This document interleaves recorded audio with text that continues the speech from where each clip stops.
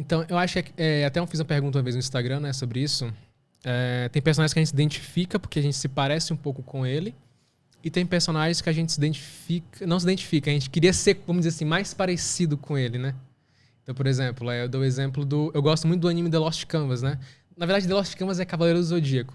Só que ele fizeram uma história... É um anime recente ou não? Nem 10 anos atrás. Mais ou menos recente, né?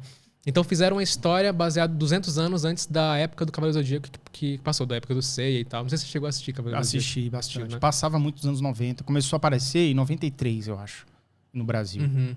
Foi uma febre, né, também. Foi febre. Tinha bonequinho com armadura e tudo. Aí você comprava o bonequinho com a armadura perdia. Você tinha que comprar outro boneco porque não vendia armadura por fora. Complicado. Exato. E aí? E aí esse foi basicamente o primeiro mangá que eu li todo. É curioso porque eu não comecei por Cavaleiro do Zodíaco, eu comecei por The Lost Canvas. Mas eu gostei muito de The Lost Canvas, foi o primeiro mangá que eu li, foi em 2006, mais ou menos. E aí, tem um personagem lá, o Cavaleiro de Aquário, que é meu signo, né? Deve ter alguma coisa a ver. E com certeza o roteirista deve ter pensado nisso. Né? Então. Esse cara vai ser muito de Aquário. Tipo isso. Eu não sei como é que seria muita personalidade de Aquário, mas enfim, eu gostei do personagem, talvez por causa que... Talvez por isso. Mas aí é um personagem que ele sempre carrega um livro, é um personagem quieto, introvertido, o Cavaleiro de Aquário. Carrega um livro e eu me identifiquei com ele bastante, né? Tipo, essa questão de ficar com os livros e tal. Eu sempre gostei muito de ler. O pessoal que vê o canal percebe, né? Que, tipo, leio bastante e tal. Sempre gostei muito de ler. E é um personagem que eu identifico. Mas aí, por exemplo, o Erwin, personagem de Attack on Titan, Shingeki no Kyojin, né? É um líder lá que eu queria ser mais parecido com ele, vamos dizer assim, né? Algumas características dele são bem interessantes, de líder e tal, de característica mais estoica, né? Estoicismo, Vamos esmiuçar, vamos exemplificar para quem não está familiarizado. O estoicismo é uma filosofia que também tem a ver com a terapia cognitivo-comportamental. A terapia cognitivo-comportamental tem base no estoicismo. De tentar... Tem a ver com aquele livro, Os 4 Propósitos, os 4 Mandamentos, os 4... Eu li esse livro e ele fala muito desse estoicismo, se eu não me engano. Talvez eu esteja me confundindo aqui, mas é um livro, Os 4 Propósitos. Mas vamos lá, não estou lembrando agora direito o nome, mas vamos continuar.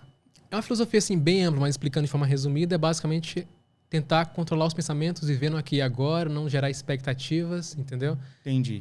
É mais nesse sentido. E o Erwin é um personagem muito estoico, vamos dizer assim, né? Então ele não lamenta, ele segue em frente... Bem nesse sentido. Então é um personagem que eu queria mais parecer com ele, só que não tem como, é meio difícil, né? Tipo, exatamente. Então, assim, tem esse processo de identificação. Personagens introvertidos também eu me identifico muito. Jujutsu Kaisen, um anime atual, recente, né? O Megumi, um personagem que eu me identifico bastante, porque ele é bem introvertido. Basicamente isso. E por que esses personagens são introvertidos na história? Então, vem muito da questão de...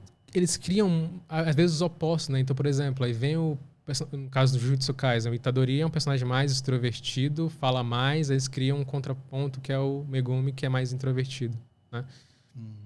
É mais por isso. É para mostrar essa dualidade, né? Essa diferença, assim, né? Tem uma coisa também que eu passo muito, não sei se você vai se identificar, talvez sim, que eu assistia mais desenho animado de forma geral. Os animes, o que eu gostava era mais Dragon Ball Z mesmo, embora eu tenha assistido outros. Death Note eu assisti pra caramba, não terminei de assistir, porque o anime longo, né? Mas enfim, eu assisti acho que com 70%, enfim, gostei bastante da história. Vou terminar. Mas vamos lá. A identificação, às vezes ela acontece de uma forma tão ampla que a gente acaba assumindo um pouco a personalidade do próprio anime. É como se fosse assim... Eu lembro muito bem no ensino médio. No ensino médio tava febre de Dragon Ball no Brasil. Cartoon Network. Porque o da Globo foi terrível. Porque a Globo era todo capado. O episódio tinha 20 minutos, o da Globo tinha 8. Que eu contava. Eu falei, meu irmão, se tem 8 minutos, cara, tem 12 minutos de coisas absurdas que eles cortaram aqui, sacou? Era um resumo do resumo. Mas enfim, o que eu tô dizendo assim, eu lembro que no ensino médio, às vezes eu ficava no intervalo imaginando assim, caraca, já pensou se tivesse acontecido uma batalha bem aqui no meio dessa quadra? Já pensou se, sei lá, se chegasse os Saiyajins agora, assim, e pousasse a nave do Vegeta, sei lá, entendeu? Às vezes eu ficava imaginando e mergulhando naquele universo. Então, por quê? Porque eu assistia todo dia, né? Eu acaba criando essa imersão, né? Cara, eu acho que se você exagerar muito nisso daí, você acaba pegando um pouco até a fala do teu personagem. Você não acha que isso pode acontecer, não? Ah, com certeza. É aquela questão do ambiente, né? Você tá vendo demais e tal. Ah, acontece. É pegar os... chama de trejeitos, Trejeitos, né? Cara. Do personagem, acontece muito. Ainda mais... E aquela questão, né? Você vê pessoas que são mais melancólicas, vamos dizer assim, tem características mais melancólicas, assistem animes nesse jeito, fica mais ainda. Acontece. Talvez por identificação também, né? Por identificação, exato.